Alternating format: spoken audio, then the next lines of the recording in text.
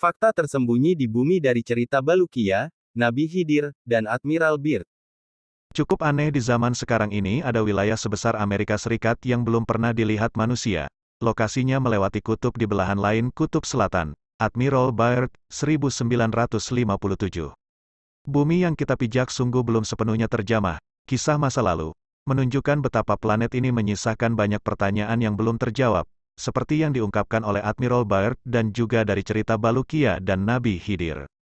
Rasanya tak masuk akal jika luas permukaan bumi masih saja dipertentangkan. Sains dan ilmu pengetahuan pun telah setuju semua area di bumi sudah dipetakan seutuhnya, dan menjadi dasar dan wajib masuk kurikulum di semua sekolah di seluruh dunia. Akan tetapi, pertentangan demi pertentangan muncul belakangan ini. Ilmuwan banyak disorot lantaran kredibilitasnya dipertanyakan. Menurut anggapan bagi yang menentangnya, bumi ini belum sepenuhnya dijelajahi. Ada fakta yang disembunyikan, seperti dari kisah Balukia dan Nabi Khidir. Jauh sebelum era kelahiran Nabi Muhammad, Ad-Salabi mengisahkan lelaki yang bernama Isya, dia dari kalangan Bani Israel.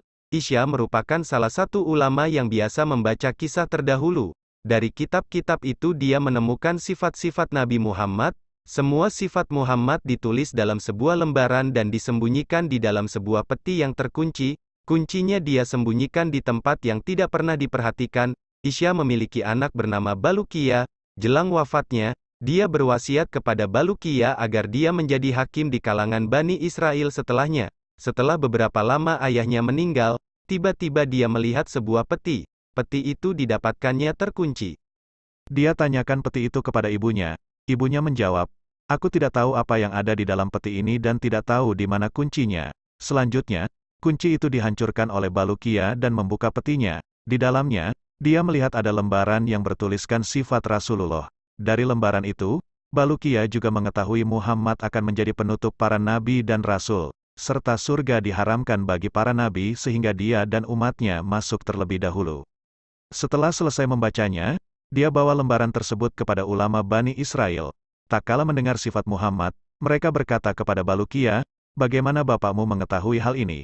Tetapi dia tidak memberitahu kepada kami. Demi Allah, seandainya bukan karena engkau, pasti kuburannya akan kami bakar karena Isya telah menyembunyikan berita tentang junjungan para rasul." Balukia pun akhirnya memilih untuk beranjak dari kampungnya. Dia pamit kepada ibunya dan berjanji tidak akan kembali hingga dirinya bertemu Muhammad. Dengan memantapkan keyakinan dan niat tulus, Balukia melangkah tanpa ada petunjuk pasti di mana Muhammad berada. Balukia memulai pengembaraannya. Petualangan yang sesungguhnya membawa dirinya menemukan wilayah yang tak pernah terbesit di benaknya. Tibalah Balukia dalam sebuah jazirah. Di sana terdapat ular besar dan dia berkata, "Tidak ada Tuhan kecuali Allah dan Muhammad adalah utusannya." Lalu Balukia pun mengucap salam. Kelompok ular itu bertanya kepada Balukia, "Dari golongan mana engkau?" Balukia pun menjawab dirinya berasal dari kaum Bani Israel dan menanyakan di mana Muhammad sekarang. Sayang, pertanyaan Balukia tanpa jawaban yang tegas. Oleh ular yang ditemuinya, mereka berkuasa atas semua ular yang berada di bumi. Andai si ular penjaga itu tak mengawasinya, ular akan bergerak dan mengancam umat manusia. Perjalanan panjang Balukia membuatnya tak menemukan permukiman manusia. Bertemu ular berukuran besar dan mampu berbicara membuatnya bingung. Namun rasa takjub itu dibuangnya jauh-jauh. Dirinya fokus untuk bertemu Muhammad. Perjalanan panjang dengan sederet keanehan tak berhenti dari situ. Balukia menghitung sudah 7 lautan telah dilalui, dan itu dilaluinya dengan menempuh perjalanan bertahun-tahun, hingga dirinya pun kembali tiba dalam sebuah jazirah. Di sana terdapat pohon kurma dari emas. Apabila matahari muncul menyinarinya, maka ia mengeluarkan sinar seperti kilat sehingga tidak ada mata yang mampu untuk melihatnya karena kuat sekali kilauannya. Di jazirah ini juga ada pepohonan yang besar buahnya. Balukia mengulurkan tangannya untuk mengambil buah dari salah satu pohon tersebut. Pohon itu menyeru, "Menjauh dariku hai hati, yang suka bersalah." Balukia pun mundur dan duduk. Di tengah kebingungan dan sulitnya menjelaskan situasi yang dialaminya kini tiba-tiba ada satu rombongan turun dari langit. Di tangan mereka ada pedang terhunus. Ketika mereka melihat Balukia, mereka berkata, "Bagaimana engkau sampai ke tempat ini?"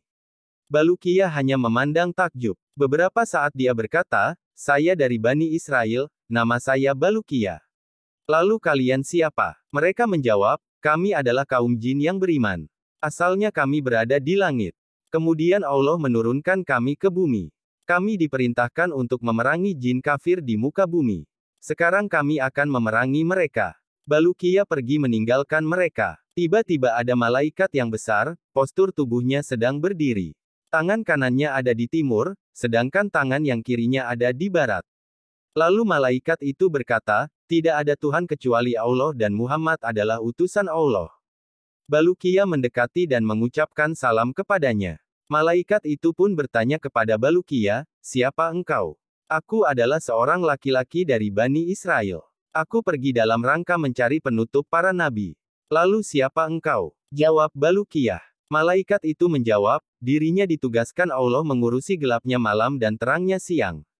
Lalu Bulukiya berkata, apa dua baris yang ada di keningmu?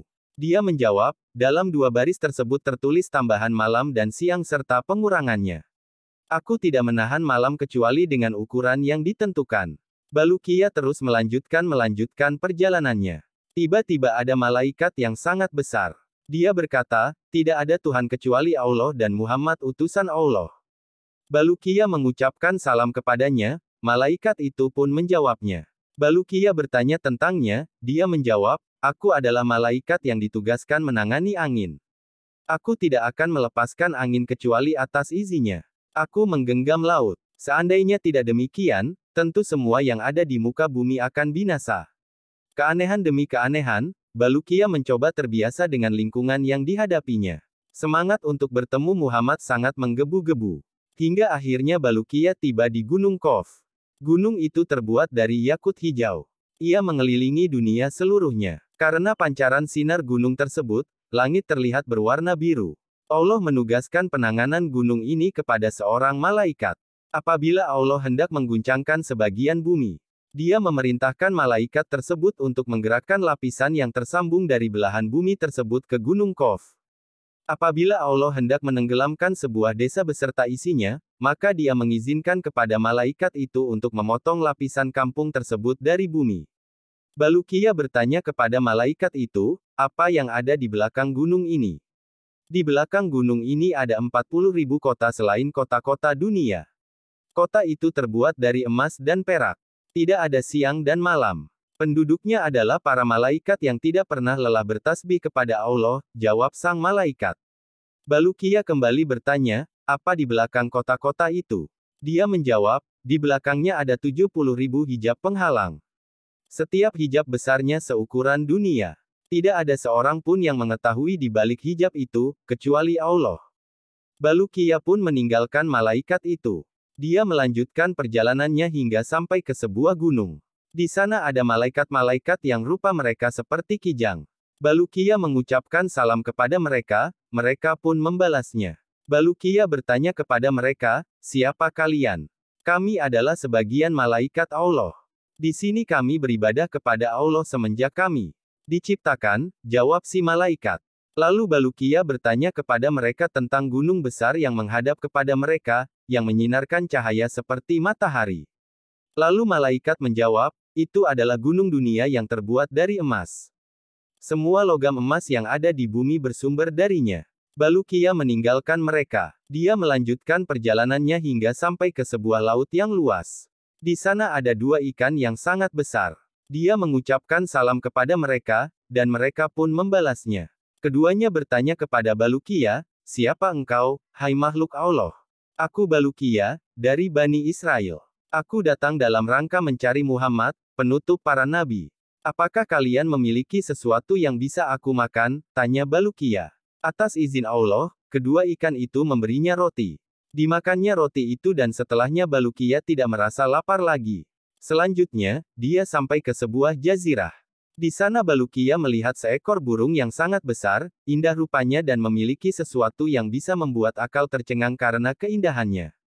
Burung itu ada di atas sebuah pohon yang di bawahnya ada hidangan yang di atasnya ada ikan yang dipanggang. Bulukiya mendekati burung itu, mengucapkan salam dan bertanya, siapa engkau? Aku adalah salah satu malaikat yang ada di surga. Aku diutus oleh Allah mengirim hidangan ini kepada Adam dan Hawa ketika keduanya berkumpul di Gunung Arafah. Keduanya telah menyantap sesuatu darinya. Lalu Allah menyuruhku untuk meletakkan hidangan tersebut di sini dan aku berdiam diri di dekatnya hingga hari kiamat, kata si burung itu. Dia juga memerintahkanku untuk memberikan sesuatu kepada orang yang datang ke sini. Maka Balukia memakan sesuatu dari hidangan itu. Akan tetapi tak sedikit pun hidangan itu berkurang. Hidangan itu seperti kembali keadaannya semula. Balukia bertanya kepada sang burung tentang hidangan itu.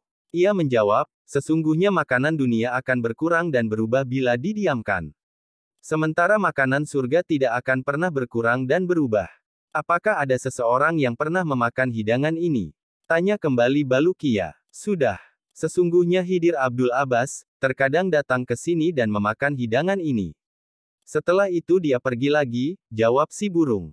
Mendengar itu Balukia memutuskan diri tinggal di tempat untuk bertemu Khidir, berkumpul bersamanya dan menanyakan berbagai hal kepadanya. Pada suatu hari, ketika Balukia sedang duduk, tiba-tiba Nabi Khidir mendatanginya dengan mengenakan pakaian putih. Balukia berdiri menyambut dan mengucapkan salam kepadanya. Khidir membalasnya. Balukia berkata, "Wahai Abdul Abbas, Khidir, aku telah berpergian dalam rangka mencari Nabi akhir zaman hingga akhirnya aku sampai ke tempat ini. Aku diam di sini menunggu kedatanganmu agar engkau memberitahuku tentangnya.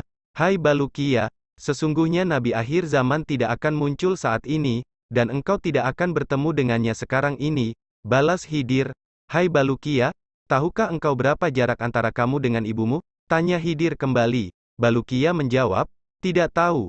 Khidir berkata, "Jaraknya adalah jarak tempuh 50 tahun, maukah aku letakkan kamu di hadapan ibumu?"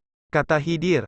Balukia mengiyakan dan Khidir menyuruhnya untuk memejamkan mata. Balukia berkata, "Aku pejamkan kedua mataku, aku tidak tahu apa-apa kecuali ibuku telah ada di sampingku."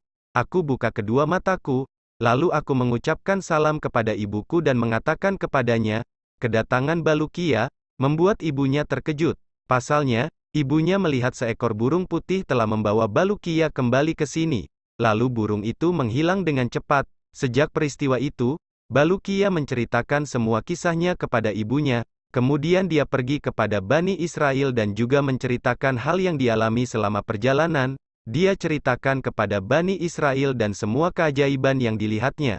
Perkataan Balukia selama menempuh perjalanan puluhan tahun juga diabadikan oleh Bani Israel dalam sebuah catatan. Menurut sebuah riwayat, Balukia berumur 1000 tahun. Kisah Balukia ini cukup masyhur. Mampukah kisah masa lalu itu akan membawa kita kepada fakta sains atau pemahaman baru perihal rahasia lain dari bumi? Pernyataan dari Admiral Byrd juga akan membuka tabir dari hal yang disembunyikan. Seperti apa dan mengapa? Wallahu a'lam bishawab. Semoga Allah beri taufik dan hidayah untuk kita semua. Amin.